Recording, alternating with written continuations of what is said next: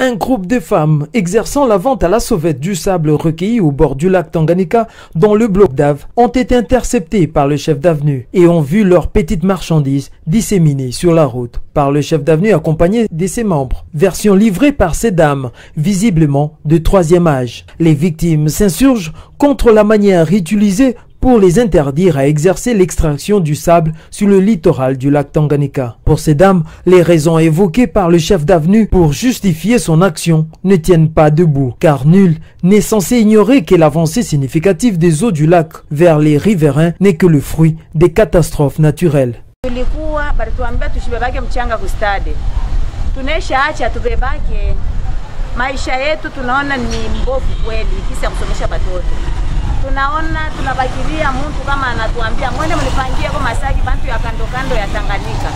Tunaenda kubale mwenye nyumbake anataka kwenda, tunaenda kumsaidia, tunampangia Masaki. Tukishabapangia Masaki balikuwa anatupatia 50 francs kwa Saki. Tunaona haifaulu kisi ya kusomesha mtoto. Ndio tunasema kumbe mtupatiake tumchanga tudoko tuone gisi ya kuisha watoto, shebe wenyewe tuone gisi ya kusomesha watoto.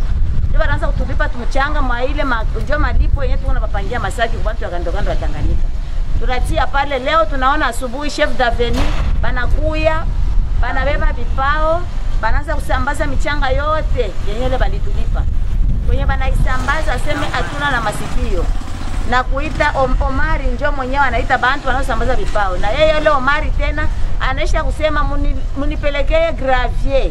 Asa ile gravier tutaitosha wapi na kuepa twende tukatumikiane. Ni umoja wa chef d'avenue ule Omari.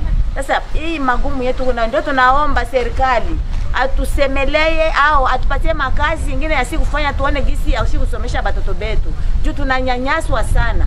Tulikuwa kustade mwache tunatii tunaacha. Sasa leo tena kutusambazia hivi tunakuwa kazi ya kutumikiana na kutunyanyasa mwa hii hari. Asema abana katala kutosha kuona mchanga wa Tanganyika kunjia. Ndio banakuya kusambaza. Asema shie ndio benyewe tuko navunja Tanganyika, tuko navunja manyumba ya bado. Nadhani mai leo hii Moba kule kwa Lubungo kwenyewe barabara inavunjika. Ni si ndio tulienda kutekula michanga pale?